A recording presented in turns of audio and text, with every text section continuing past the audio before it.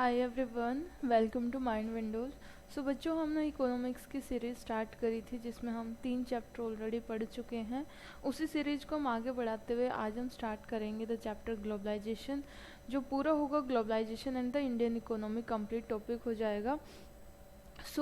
यदि आपने पहले के 3 चैप्टर्स हमने नहीं देखे हैं तो आप उनको भी देखिए, जिसमें हमने सेक्टर्स ऑफ इंडियन इकोनॉमी और money and the credit and the development, ये तीनों चैप्टर हम कर चुके हैं। तो पहले आप उनको रिवाइज करिए और प्लेलिस्ट में ही आपको मिल जाएंगे। क्लास 10th SST की प्लेलिस्ट में सारे चैप्टर्स को हमने अटैच किया है। उसी सीक्वेंस को हम आगे बढ़ाते हुए इकोनॉमिक्स की सीरीज में आज हम चैप्टर पढ़ेंगे ग्लोबलाइजेशन। ग्लोबलाइजेशन पहले समझेंगे होता क्या है, उसके बाद हम देखेंगे कि इंडिया ने ग्लोबलाइजेशन को कब अपनाया है, कब ऐसा हुआ कि इंडिया को ग्लोबलाइजेशन अपनाना पड़ा, और ग्लोबलाइजेशन अपनाने के बाद इंडिया की इकोनॉमी के ऊपर क्या इम्पैक्ट पड़ा, क्या हमारी मार्केट को बूस्ट मिला, हमारी फाइनेंशियल जो सिचुएशन थी उसमें इम्प्रूवमेंट हुआ। तो हम ग्लोबलाइजेशन को इंडिया के रिस्पेक्ट में देखेंगे कि इंडिया ने ग्लोबलाइजेशन को जब से अपनाया है तो क्या क्या चेंजेज आए हैं, ये जो सिचुएशन है कब ऐसा हुआ है, क्या स्टार्टिंग से ही ग्लोबलाइजेशन था या फिर बाद में हमने इसको अडोप्ट किया है, वो सारी चीज़ें हम पढ़ेंगे। चलिए हम स्टार्ट करते हैं ग्लोबलाइजेशन। ये चैप्टर का नाम है आपका globalisation. Globalisation and the Indian economy is the complete concept हो जाएगा। तो हम स्टार्ट करते हैं। हमने कब अपना एग्जिस्टेंस दिखाया है, वैसे तो इंडिया बहुत पहले से ही रहा है, लेकिन चैप्टर में हम कहाँ से पढ़ेंगे, हम स्टार्ट करेंगे 1947 से। 1947 में जैसे ही इंडिया ने इंडिपेंडेंस को अचीव किया, उस टाइम पे हमारी इकोनॉमी आप कह सकते हो कि एकदम ही जीरो से हमने स्टार्ट किया था। हमारे पास कुछ भी नहीं था। 300 सालों के ब्रिटिशर्स के रूल ने हमें इस लायक नहीं छोड़ा था कि हम अपना ग्रोथ कर पाएँ। तो धीरे धीरे करके हमने एक एक कदम बढ़ाते हुए अपनी जर्नी को स्टार्ट किया है और अपने डेवलपमेंट को लेके इकोनॉमी को धीरे धीरे करके ठीक किया है। तो उसी से स्टार्ट करेंगे। 1947 में इंडिया ने इंडिपेंडेंस को अचीव किया। ये सारा चैप्टर उसी के बारे में है कि इंडिया की जो जर्नी है 1947 से आज 2023 में इंडिया की जर्नी कहाँ कहाँ से होके निकली है, उन सबको हम डिस्कस करेंगे। इस जर्नी में बीच में एक हॉल्ट भी हम डालेंगे 1991 का, यानी कि 1991 में हमारी आप कह सकते हो कि मार्केट की सिचुएशन ज़्यादा अच्छी नहीं थी। तो हमने क्या किया है, अपनी जर्नी में थोड़ा सा मोड़ लेके आए हैं, थोड़ा सा रोक के सोचा कि क्या हम कर सकते हैं जिससे हमारी सिचुएशन और ज़्यादा अच्छी हो जाए। तो 1991 आप ध्यान रखोगे, 1991 में जब इंडिया ने अपनी मार्केट को खोला, इंडिया ने ग्लोबलाइजेशन को अपनाया, रिफॉर्म्स को अपनाया है, तो 1991 का वो टाइम पीरियड हो जाएगा जिसको हम अच्छे से स्टडी करेंगे। तो इंडिया बिफोर 1991, 1991 से पहले इंडिया ऐसे दिखता था। बहुत ज़्यादा आपको बैंक नहीं दिखाई देंगे, बहुत ज़्यादा इंडस्ट्रीज आपको दिखाई नहीं देंगी। गाड़ी की आप बात करोगे तो 1 या 2 ही मॉडल ऐसे होते थे। टीवी में एंटरटेनमेंट की बात करें तो कुछ ही चैनल होते थे जिनको सरकार ही चलाती थी। प्राइवेट चैनल उतने ज़्यादा नहीं थे। लेकिन अब आप देखोगे हर एक चीज़ में टेक्नोलॉजी में इंडिया एडवांसमेंट हुआ है। चाहे वो एंटरटेनमेंट का मामला हो, खाने की चॉइस बढ़ी है, बैंकिंग की चॉइस बढ़ी हैं, कपड़े हो गए, जूते चप्पल, जो भी है हर एक चीज़ में आज हम देख सकते हैं कि इंडिया वहाँ से निकल के यहाँ तक की जो जर्नी है वो एक बहुत लंबी यात्रा रही है। 1947 से आज हम 2023 में है, ऑलमोस्ट 75 ईयर्स हो चुके हैं। तो उस जर्नी को हम समअप करने की कोशिश करेंगे इस वाले लेक्चर में। World in the early 20th century. During the early 20th century, production was largely organized within the countries. हम सिर्फ इंडिया की बात नहीं कर रहे हैं, हम पूरे वर्ल्ड की बात कर रहे हैं कि पूरी दुनिया में प्रोडक्शन कैसे होता था। तो हम यदि ये देखें कि 20th सेंचुरी में प्रोडक्शन जो होता था वो कंट्री के अंदर ही होता था, यानी कि भारत के अंदर ही प्रोडक्शन हुआ, वहीं पे मार्केट में सामान को बेच दिया और वहीं से थोड़ा बहुत मुनाफा कमा लिया। तो कंट्री के अंदर ही सामान बनता था और यहीं पे जाके कंज्यूम हो जाता था। तो ये चीज़ ध्यान रखोगे कि ऑलमोस्ट हर कंट्री का ही यही हाल था। प्रोडक्शन कंट्री के अंदर हो रहा है और कंट्री के अंदर ही प्रोड्यूस हो रहा है। US and Europe concentrated on the production of machine and technology. उस टाइम पे यूनाइटेड स्टेट्स ऑफ अमेरिका और यूरोप, सिर्फ यहाँ पे आप कह सकते हो कि टेक्नोलॉजी और मशीनरी आई थी, इंडस्ट्रियलाइजेशन यहाँ पे ज़्यादा वास्ट हो रहा था, बाकी जगह पे ये स्पीड जो है वो काफ़ी धीमी थी। ब्राज़ील जो है कॉफ़ी के प्रोडक्शन में काफ़ी ज़्यादा आगे था, कॉफ़ी का नाम यदि आप देखोगे तो ब्राज़ील में हो जाएगा। सेम ऐसे यदि हम गोल्ड और डायमंड्स की बात करें तो साउथ अफ्रीका को उस टाइम पे जाना जाता था। डेयरी प्रोडक्ट्स की हम बात करें तो ऑस्ट्रेलिया सबसे आगे था उस टाइम पे। इंडिया की हम बात करें तो इंडिया को जाना जाता था पहली बात मसालों के लिए, यानी कि एग्रो बेस्ड जो कमोडिटीज होती है, जो हम एग्रीकल्चर से प्रोड्यूस करते हैं, यानी कि प्राइमरी सेक्टर, उसके लिए इंडिया को जाना जाता था कि इंडिया में एग्रीकल्चर और रिलेटेड जो एक्टिविटीज होती हैं, जो प्रोडक्शन होता है, उनके लिए इंडिया जो है मेन तौर पे याद किया जाता था। मोस्ट जो कंट्रीज थी वो क्लोज्ड इकोनॉमीज थी। क्लोज्ड इकोनॉमी का क्या मतलब होता है कि इंडिया में ही सामान को प्रोड्यूस करता था और बाहर बहुत कम बेचता था, कंट्री के अंदर ही प्रोडक्शन होता था, अंदर ही कंजम्पशन होता था, और ऐसा ऑलमोस्ट हर कंट्री के साथ ऐसा ही हो रहा है। तो क्लोज इकोनॉमी क्या होती है? It means having minimum trade relation with the outside world. इसका मतलब ये होता है कि बाहर की दुनिया के साथ आपके ट्रेड रिलेशन एकदम कटे हुए हैं, आपको पता ही नहीं कि बाहर क्या चल रहा है। लिमिटेड इंपोर्ट और एक्सपोर्ट, ना तो आप बहुत ज़्यादा इंपोर्ट कर रहे हो ना ही बहुत ज़्यादा एक्सपोर्ट कर रहे हो, यदि हो भी रहा तो वो बहुत लिमिटेड स्केल के ऊपर हो रहा है। तो क्लोज्ड इकोनॉमी यही हो जाएगा जब आपका बाहर की दुनिया के साथ आपका कोई रिलेशन नहीं होगा, आप कट ऑफ से रहोगे, आप आइसोलेटेड रहोगे, ना तो आप बहुत ज़्यादा इंपोर्ट करोगे ना ही बहुत ज़्यादा एक्सपोर्ट करोगे, बस अपनी ही कंट्री में आप खुश रहोगे। तो उस टाइम पे ज़्यादातर कंट्रीज जो होती थी वो क्लोज इकोनॉमीज होती थी। Trade was the main channel connecting distant countries. लेकिन बाद में हम देखें तो ट्रेड जो है दूर दूर की कंट्री को जोड़ने का उसने काम किया। ट्रेड ने कंट्रीज को जो है आपस में मिलाया है, जोड़ने का काम किया है। Colonies such as India exported raw material and foodstuffs. जैसे हमने देखा था कि ब्रिटिशर्स यहाँ पे आए, तो ब्रिटिशर्स यहाँ आने के बाद इंडिया में क्या करते थे, यहाँ से रॉ मटेरियल लेके जाते थे और यूरोप में भेज देते थे, यूरोप से बना हुआ सामान लेके आते थे और फिर इंडिया में और बाकी कंट्रीज में बेचते थे। तो ट्रेड क्या करता है, ट्रेड कंट्रीज को आपस में कनेक्ट करने की कोशिश करता है कि हम कैसे कंट्रीज को आपस में कनेक्ट कर सकते हैं, इसका काम जो है ट्रेड करता है। तो ट्रेड एक कनेक्शन को बिल्ड करता है कंट्रीज के बीच में। तो ब्रिटिशर्स ऐसे करते थे, ब्रिटिशर्स जो है इंडिया से रॉ मटेरियल को लेके जाते, फूड स्टफ को लेके जाते और बाद में फिनिश आइटम को वापस इंपोर्ट कर देते थे। इंडिया पोस्ट इंडिपेंडेंट, आज़ादी के बाद इंडिया ने क्या किया, after independence India adopted mix economy. Mixed economy का मतलब होता है जहाँ पे पब्लिक और प्राइवेट सेक्टर दोनों के दोनों साथ में कोएग्जिस्ट करते हैं। सरकारी चीज़ें भी आपको मिल जाएंगी, government companies, government school, government bank भी आपको मिलेंगे, साथ के साथ private industry, private company, private bank, private school, private hospitals भी आपको दिखाई देंगे। तो आज़ादी के बाद इंडिया ने क्या किया, इंडिया ने मिक्स इकोनॉमी को बनाया जहाँ पे पब्लिक और प्राइवेट सेक्टर जो है एक साथ कोएग्जिस्ट करेंगे।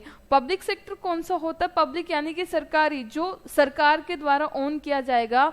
So public sector is owned and run by the government, यानी कि जो सरकार के द्वारा चलाया जाता है उसको हम कहेंगे पब्लिक सेक्टर। और प्राइवेट सेक्टर कौन सा हो जाएगा, which is owned and manage by the private individuals, जो प्राइवेट इंडिविजुअल्स के द्वारा ओन किया जाता है और रन किया जाता है, मैनेज किया जाता है, उसको प्राइवेट सेक्टर बोलेंगे। Strategies and basic industries were controlled by the public sector, जो बहुत ज़्यादा मेन इंडस्ट्रीज होती थी वो पब्लिक सेक्टर यानी कि सरकार ने अपने हाथ में रखी हुई थी, बाकी जो इंडस्ट्रीज होती थी वो प्राइवेट सेक्टर रखता था।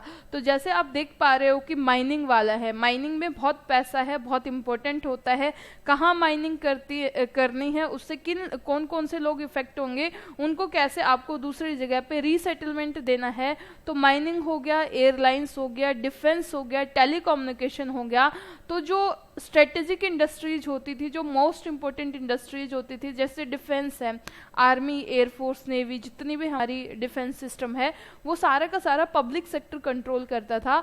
तो उस टाइम पे भी यही है कि पब्लिक और प्राइवेट यदि एक साथ कोएग्जिस्ट कर रहे तो जो स्ट्रेटेजिक कंपनीज हैं, बेसिक इंडस्ट्रीज है जो बहुत ज़्यादा मेन है, वो सरकार ओन करती थी। इसके अलावा जो बाकी इंडस्ट्रीज हैं वो प्राइवेट सेक्टर को दे दी जाती थी, जैसे हेल्थ हो गया, एजुकेशन है, कंज्यूमर गुड्स और टेक्सटाइल है। इसका मतलब ये नहीं कि हेल्थ एजुकेशन के लिए सरकार काम नहीं करेगी, सरकार भी काम करेगी, लेकिन साथ के साथ प्राइवेट सेक्टर भी अपने हिसाब से उसमें काम करेगा। Private sector was not allowed in industries reserve with public sector.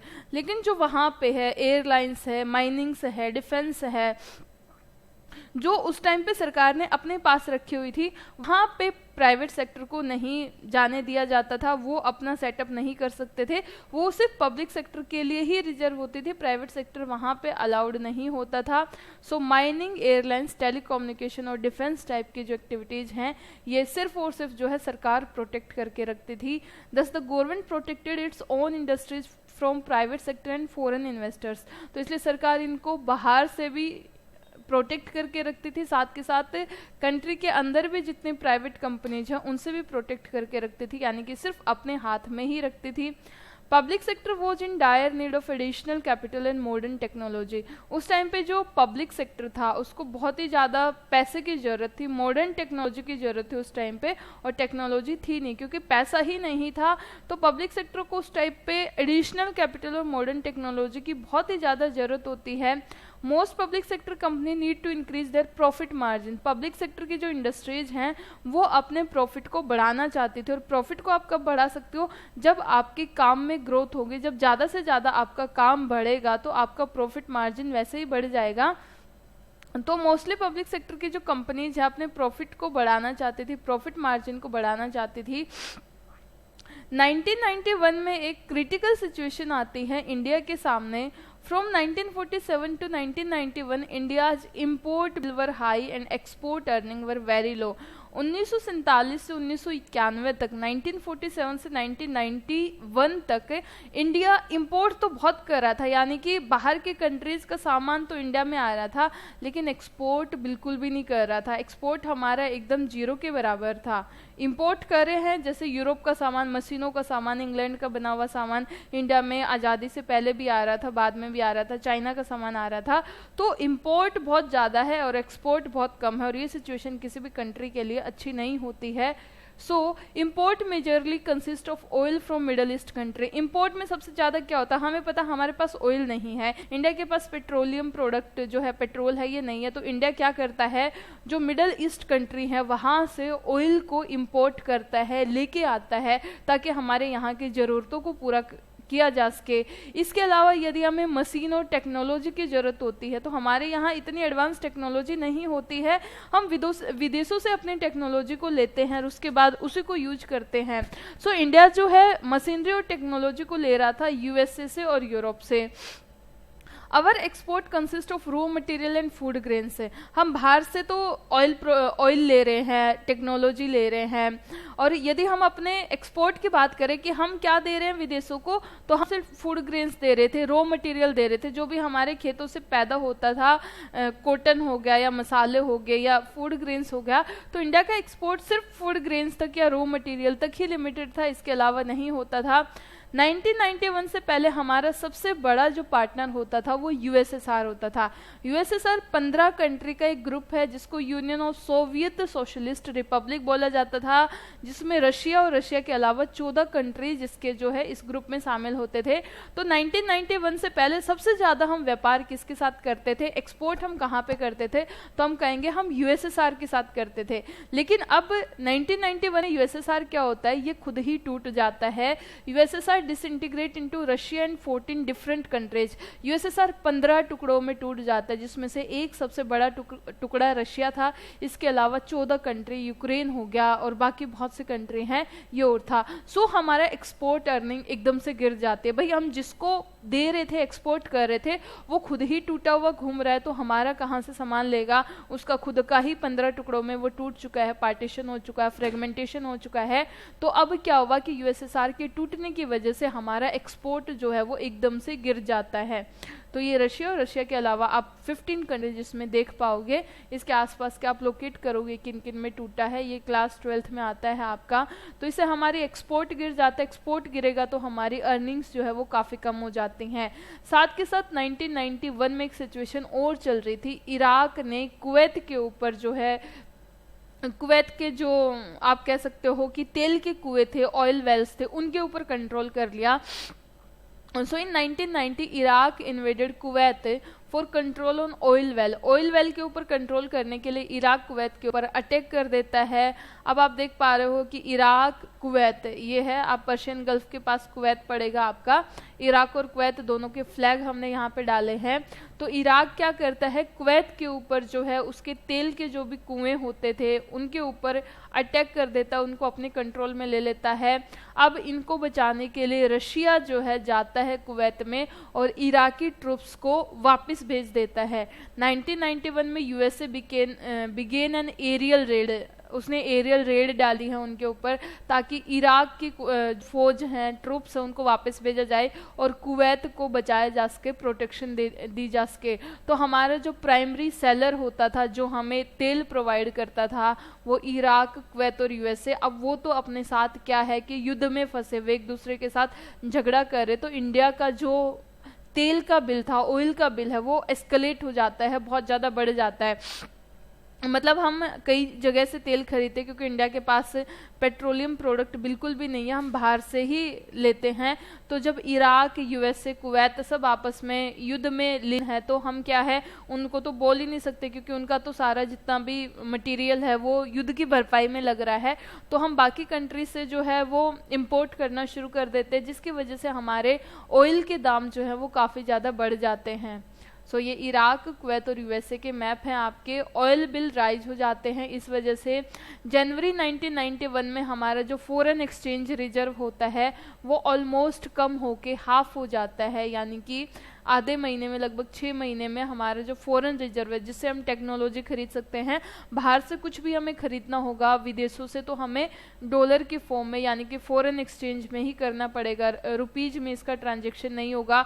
तो ऑयल के दाम ज़्यादा बढ़ने की वजह से हमारा फॉरेन एक्सचेंज जो है वो हाफ हो जाता है। फॉरेन एक्सचेंज जो है अब सिर्फ 3, आप कह सकते हो कि 3 हफ्ते तक की जरूरत को पूरा कर सकता था। कुछ ना कुछ करके हमें अपना फॉरेन एक्सचेंज बढ़ाना था। इंडियाज इकोनॉमी प्री 1991 की बात करें तो इसमें क्या है, पब्लिक सेक्टर में बहुत ज़्यादा लॉस हो रहा था। 1991 से पहले जितनी भी सरकारी सेक्टर था, हमारा पब्लिक सेक्टर था, उसमें लॉस ही लॉस चल रहा था। प्राइवेट सेक्टर को आप कह सकते हो कि खुले तौर पे काम करने की आज़ादी नहीं होती थी, उसकी कंपनीज के ऊपर बहुत ज़्यादा रिस्ट्रिक्शंस होता था। रिस्ट्रिक्शंस ऑन फॉरेन ट्रेड, बाहर आप फॉरेन कंट्रीज के साथ ट्रेड नहीं कर सकते, उसके लिए आपको बहुत ज़्यादा आप पेपर पॉलिसी करनी पड़ती थी, उस पर भी बहुत रुकावटें हैं। रिस्ट्रिक्शंस ऑन फॉरेन इन्वेस्टमेंट, बाहर की कंट्रीज हमारी कंट्री में इन्वेस्ट नहीं कर सकती थी, तो इसके ऊपर भी बहुत ज़्यादा रिस्ट्रिक्शंस था। फॉरेन एक्सचेंज के रिजर्व जो है ऑलमोस्ट खत्म हो चुके थे। तो प्री 1991 के कुछ फीचर्स हम बताएंगे। तो पहला हमने देखा पब्लिक सेक्टर कंपनीज में लॉस है, प्राइवेट सेक्टर के ऊपर बहुत ज़्यादा रिस्ट्रिक्शंस हैं, फॉरेन ट्रेड नहीं कर सकते हो, फॉरेन इन्वेस्टमेंट जो है उसमें बहुत ज़्यादा रिस्ट्रिक्शन है। फॉरेन एक्सचेंज हमारा ऑलमोस्ट ख़त्म ही होने वाला, लगभग 3 हफ्ते का हमारा बचा हुआ था। तो इंडिया ने अपने आप को इस टाइप से प्रोटेक्ट कर रखा है। इंडिया के चारों तरफ आप देख सकते हो कि वायर्स की आपको वो बाइंडिंग दिखेगी, एक तार से लगा रखे हैं। ये दिखा रखा है इंडिया अपने आप को खोलना नहीं चाहता है, इंडिया किसी भी कंपनी को अपने अंदर आने नहीं दे रहा है कि वो यहाँ पे इन्वेस्ट करे। फॉरेन इन्वेस्टमेंट से इंडिया ने अपने आप को प्रोटेक्ट कर रखा कि कोई भी बाहर की कंट्री नहीं आए। तो यदि इंडिया को अपना फॉरेन इन्वेस्टमेंट बढ़ाना है, फॉरेन एक्सचेंज बढ़ाना है, तो इसके लिए क्या करना पड़ेगा, इसके लिए सबसे पहले अपनी मार्केट को खोलना पड़ेगा। तो 1991 में इंडिया के सामने बहुत ज़्यादा क्रिटिकल फाइनेंशियल सिचुएशन आई हुई थी, जिसमें आप देख सकते हो कि हर तरफ से हमें लॉस का सामना करना पड़ता है, हर तरफ लॉस ही लॉस है, कहीं पे भी कुछ भी नहीं हो रहा है। तो इंडिया क्या करता है, इंडिया वर्ल्ड बैंक के पास जाता है। इंडिया कहता है कि मेरे पास फॉरेन एक्सचेंज नहीं है और मुझे लोन की बहुत ज़्यादा रिक्वायरमेंट है। तो वर्ल्ड बैंक के पास इंडिया अप्रोच करता है। वर्ल्ड बैंक कहता है कि ठीक है, हम आपको पैसा प्रोवाइड करेंगे, लेकिन हम लोन आपको एक कंडीशन के ऊपर देंगे, और वो कंडीशन क्या है, आपको अपनी मार्केट्स को खोलना पड़ेगा। तो वर्ल्ड बैंक के पास गया इंडिया, वर्ल्ड बैंक ने कहा कि ठीक है, लोन की जरूरत है, हम आपको लोन प्रोवाइड करेंगे, लेकिन बदले में आपको क्या करना है, India have to open up her market for foreign trade and foreign investment. बाहर की कंपनीज आपके यहाँ पे आएंगे और आप भी अपनी मार्केट को खोल के बाहर की दुनिया के साथ आपने रिलेशंस बनाओगे, कनेक्शंस बनाओगे। तो इस कंडीशन के ऊपर इंडिया को लोन प्रोवाइड किया गया कि India open up her market for foreign trade and foreign investment. तो इस टाइप से आप देख सकते हो कि पहले वायरिंग हमें दिखाई दी थी और अब वायरिंग धीरे धीरे करके इंडिया ने हटा दी। सो इंडिया ने बात मान ली वर्ल्ड बैंक की। India agree to open up her market for foreign trade and foreign investment. India agree हो जाता है 24 जुलाई 1991। डेट ध्यान रखोगे आप, 24 जुलाई 1991 government of India introduce 3 reforms. ये रिफॉर्म्स हैं, न्यू इकोनॉमिक पॉलिसी इंडिया जो है वो इंट्रोड्यूस करता है। नई इकोनॉमिक पॉलिसी में इंडिया की मार्केट को खोला गया था और नई इकोनॉमिक पॉलिसी मेनली 3 ऑब्जेक्टिव के ऊपर मतलब डिपेंड करती थी। इसमें मेनली 3 ऑब्जेक्टिव थे जिसको हम एलपीजी, ये एलपीजी सिलेंडर वाला एलपीजी नहीं है। न्यू इकोनॉमिक पॉलिसी के जो रिफॉर्म्स थे उनको एलपीजी रिफॉर्म्स के नाम से जाना जाता है।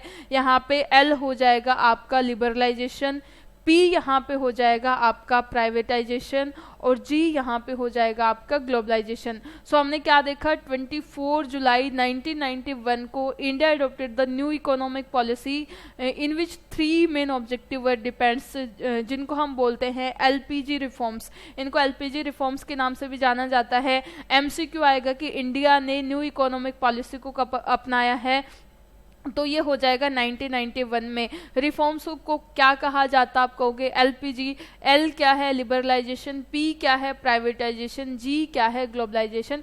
तो ये 3 ऑब्जेक्टिव थे जिनके ऊपर इंडिया की पॉलिसी डिपेंड करती है।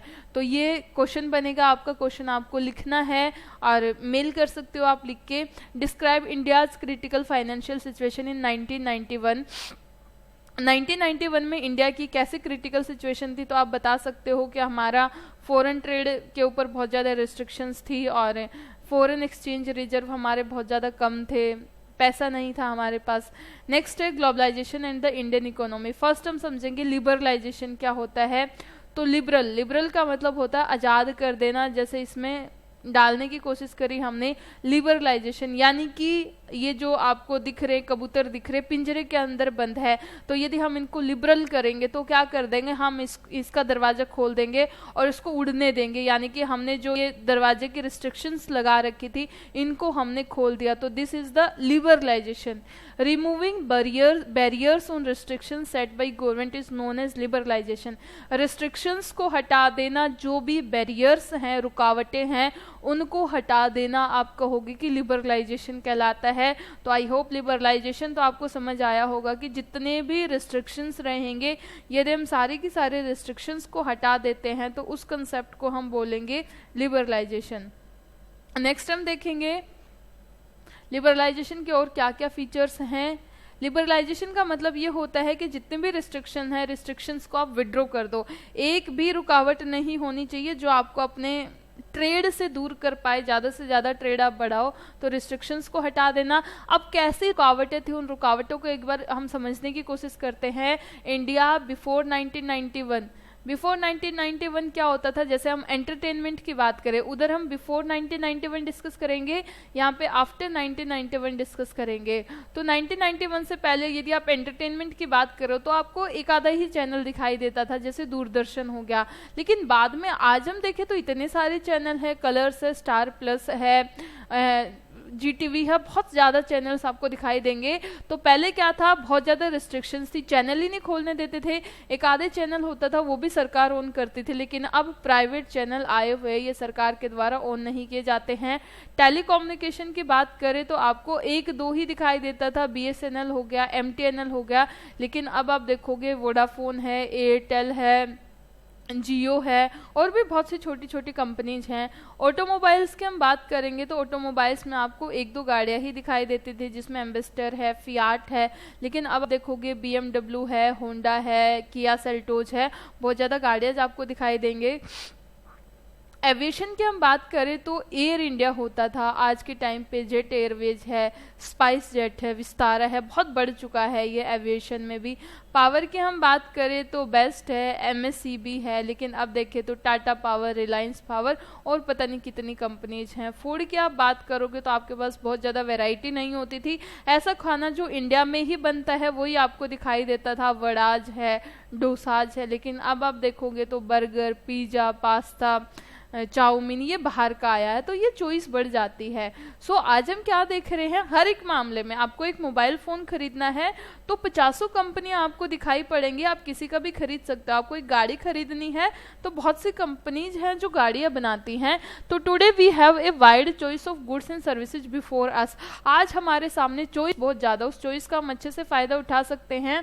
Every season new models of automobiles can be seen on India's road. Her season में नए नए मॉडल आपको दिखाई देंगे, बाहर से भी आप इंपोर्ट कर सकते हो। Latest model of mobile phone and television made by leading manufacturer of the world are within our reach. अब हमें कोई भी कहीं का भी, हमें मान लो जब हम आईफोन खरीदते हैं, ये क्या इंडिया का है? इंडिया का नहीं है, लेकिन इंडिया में बिक रहा है, लोग इसको यूज कर रहे हैं। तो हम कह रहे हैं कि इतनी ज़्यादा कंपनीज हैं जिनके मोबाइल फ़ोन टेलीविज़न जो है आज हमारी रीच के अंडर हैं, हम उनको यूज कर पा रहे हैं। सो ये इंडिया लिबरलाइजेशन से पहले था, और लिबरलाइजेशन के बाद क्या हुआ, चॉइस बढ़ जाती है लोगों के पास। हर एक चीज़ को खरीदने के लिए आज डिफरेंट चॉइस जो है वो अवेलेबल है। सो बिफोर 1991 प्राइवेट सेक्टर को रिस्ट्रिक्ट किया जाता था, प्राइवेट सेक्टर के ऊपर बहुत ज़्यादा रिस्ट्रिक्शंस थी। रिस्ट्रिक्शंस ऑन इन्वेस्टमेंट, इन्वेस्ट नहीं करना है, प्रोडक्शन के ऊपर होता था, इंपोर्ट के ऊपर होता था, एक्सपोर्ट के ऊपर होता था, हर एक स्टेप के ऊपर बहुत ज़्यादा रिस्ट्रिक्शंस होती थी। एग्जाम्पल हम देखेंगे, जैसे हैप्पी सिंह है। हैप्पी सिंह वो जो बिजनेसमैन डीलिंग विद ऑटोमोबाइल इन पंजाब, ये इनकी गाड़ियों का काम है, ऑटोमोबाइल ये बनाते हैं। इसको 3 से 4 महीने लग जाएंगे अपने बिजनेस को रजिस्टर करने में। जब कितना टाइम नहीं लगना चाहिए, मैंने कोई कंपनी बनाई है, मुझे ये प्रोडक्शन करना है, तो यदि 4 महीने मैं उसके रजिस्ट्रेशन में ही लगा दूंगा तो वो 4 महीने मेरे लिए वेस्टेज हैं। वो फॉर्मेलिटीज जो है, डॉक्यूमेंटेशन 1 वीक में खत्म हो जाना चाहिए। 1 वीक भी ज़्यादा है, उसके लिए 3-4 दिन में खत्म हो जाना चाहिए। तो उस टाइप पे ऐसे रिस्ट्रिक्शंस होती थी। यदि आपको अपनी कंपनी का रजिस्ट्रेशन भी कराना है, जो आज के टाइम पे 1 या 2 दिन में हो जाता है और ऑनलाइन हो जाता है, उस टाइम पे सिर्फ इस काम को रजिस्ट्रेशन में 3 से 4 महीने लगते थे। He needed number of licence, बहुत ज़्यादा लाइसेंस उसको सरकार से लेने पड़ते थे। For clearance which took a year और 2, उसको लाइसेंस लेने में ही 1 से 2 साल लग जाएंगे, इतनी ज़्यादा रिस्ट्रिक्शन होती थी। तो 4 महीने रजिस्ट्रेशन में मिले, 2 साल बाद उसको लाइसेंस मिला है। It took another few month to get electricity and telephone connection. अब बिजली का कनेक्शन लेना है, टेलीफोन का कनेक्शन लेना है, उसको भी कई महीने लग जाते थे, तो इसमें भी टाइम लगता था, तो और ज़्यादा लंबा टाइम हो गया।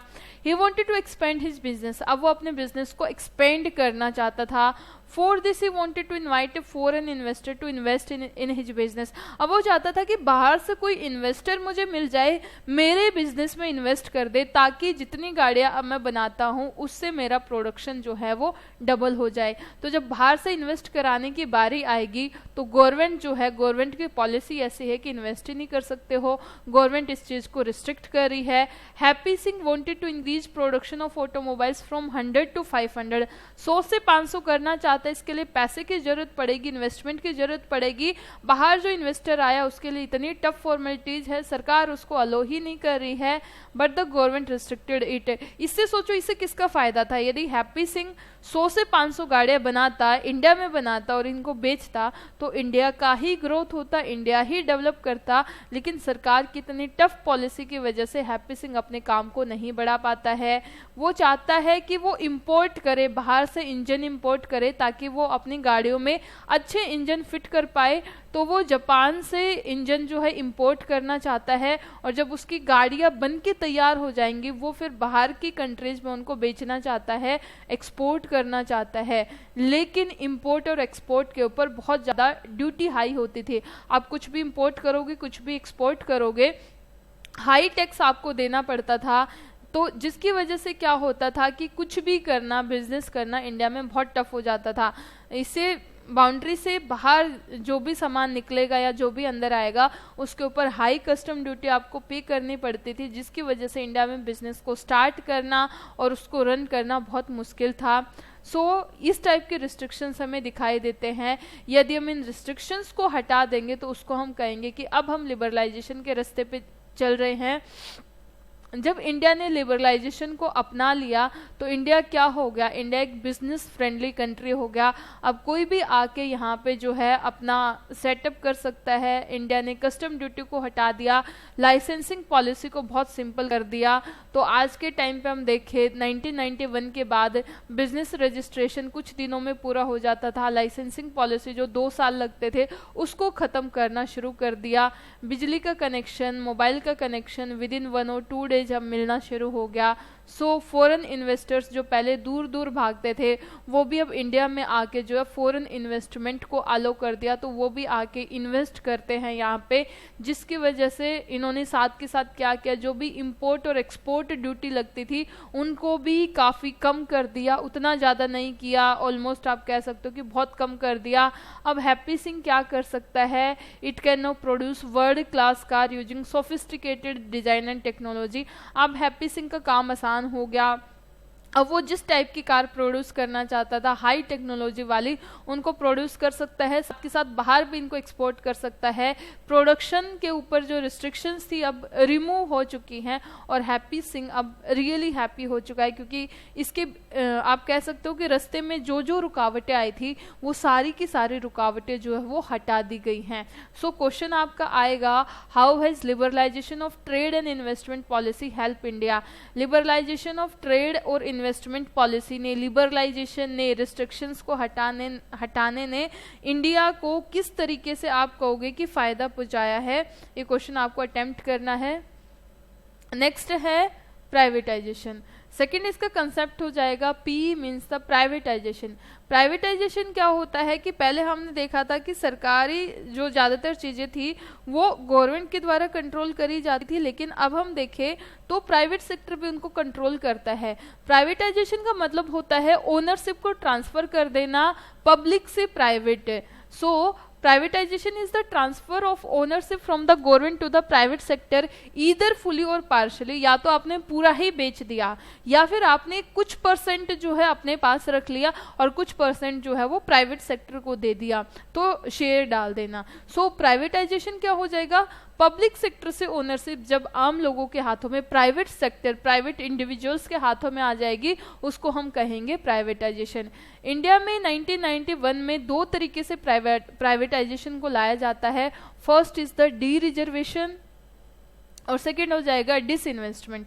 फर्स्ट हम देखेंगे डी रिजर्वेशन। डी रिजर्वेशन का मतलब होता है ओपनिंग अप, नए खोलना, और डिसइन्वेस्टमेंट का मतलब होता है जो ऑलरेडी सरकार के पास है उनको बेच देना। तो एक में नई चीज आप सेटअप करने के लिए एनकरेज कर रहे हो तो वो डी रिजर्वेशन हो जाएगा, और दूसरा डिसइन्वेस्टमेंट यानी कि सरकार ने कुछ बेच दिया और अब वो जो है प्राइवेट किसी कंपनी ने खरीद लिया। तो पहले हम देखेंगे डी रिजर्वेशन, ओपनिंग अप क्या है। In pre liberalisation era public sector company dominated most of the India's economy. पहले हमने क्या देखा कि पब्लिक सेक्टर की इकोनॉमी बहुत ही ज्यादा डोमिनेट करती थी। टेलीकॉम में हमने देखा MTNL है, एयरलाइंस में हमने देखा एयर इंडिया सरकार के द्वारा ओन करी जाती थी। एंटरटेनमेंट में हमने देखा सिर्फ सरकारी चैनल्स ही होते थे जैसे दूरदर्शन है। इलेक्ट्रिसिटी में हमने देखा सिर्फ BEST और MSEB होता था। आज के टाइम पे बहुत ज़्यादा कंपनीज हैं जो इलेक्ट्रिसिटी को, पावर को प्रोड्यूस कर रही हैं। तो पहले क्या था, पहले ज़्यादातर चीज़ें जो है इंडिया की इकोनॉमी की पब्लिक सेक्टर के द्वारा ओन करी जाती थी, उन्हीं का डोमिनेंस होता था। लेकिन बाद में क्या हो गया, प्राइवेट सेक्टर को परमिशन दी गई कि आप भी अपना सेटअप कर सकते हो। Post liberalisation era private sector was given permission in industries reserve for public sector. पहले जो सारी चीजें पब्लिक सेक्टर के लिए रिजर्व होती थी कि आप कोई नया चैनल नहीं खोल सकते हो, सिर्फ सरकार ही खोल लेगी। तो अब जो पहले सरकार के लिए रिजर्व होती थी, अब वो प्राइवेट आप कह सकते हो कि लोगों को कहा जाता है कि अब हम आपको परमिशन देते हैं, आपका मन करे आप भी अपना चैनल खोल सकते हो, जो भी कंडीशंस आपको पूरी करनी पड़ेगी। सो अब नई नई जो आप कहोगे कि नई नई कंपनियां, नए नए चैनल्स एविएशन में हर एक चीज़ में आना शुरू हो जाते हैं। टेलीकॉम में रिलायंस, टाटा, एयरलाइंस में jet Airways, spice jet, entertainment में कलर, स्टार प्लस, GTV, आज तक ये बहुत ज़्यादा चैनल्स आए हैं। इलेक्ट्रिसिटी में टाटा पावर, रिलायंस पावर आ चुके हैं। तो बाद में पब्लिक सेक्टर भी आना शुरू हो गया। तो डी रिजर्वेशन क्या हो जाएगा, कुछ नया ओपन करना, जो पहले सिर्फ सरकार कर सकती थी, सरकार के लिए रिजर्व होता था, उसका डी रिजर्वेशन किया गया। अब प्राइवेट सेक्टर को भी वो परमिशन दे दी गई कि आप भी अपना खोल सकते हो। नेक्स्ट हो जाएगा डिसइन्वेस्टमेंट, बेच देना, जो चीज सरकार के पास है सरकार उसको बेच रही है, बोली लगा रही है, और जो भी हाईएस्ट बिड लगाएगा उसको वो सरकारी चीज बेच दी जाएगा और अब से वो प्राइवेटाइज हो जाएगा। पब्लिक सेक्टर कंपनीज, वो पब्लिक सेक्टर की कंपनी, वो सरकारी कंपनी जो ज्यादातर लॉस में चल रही होती हैं, उसको प्राइवेट सेक्टर को बेचा जाता है। जैसे टेलीकॉम में हम बात करें कि VSNL होता था, उसको टाटा कम्युनिकेशंस को बेचा गया। हैवी इंडस्ट्रीज जो होती थी हिंदुस्तान जिंक लिमिटेड, इसको पार्शली बेचा गया, यानी कि कुछ परसेंट इसका बेचा जाता है स्टरलाइट इंडस्ट्रीज को।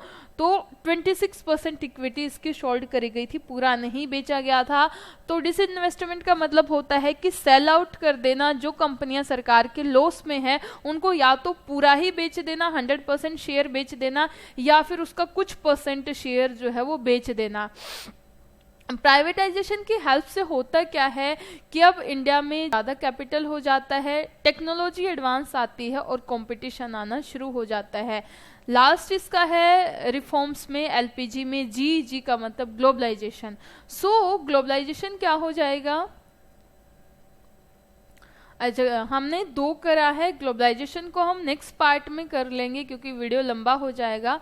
यहाँ तक हमने किया, हमने लिबरलाइजेशन कर लिया, हमने प्राइवेटाइजेशन कर लिया। नेक्स्ट वीडियो में हम इसका जो कंसेप्ट है ग्लोबलाइजेशन उसको स्टडी करेंगे। आई होप यहाँ तक का कंसेप्ट आपको क्लियर हुआ होगा। कोई भी यदि डाउट है तो आप कमेंट सेक्शन में मेरे से पूछ लेंगे। वीडियो को देखने के लिए thank you very much. Doubt को आप कमेंट सेक्शन में पोस्ट करिएगा। Thank you everyone.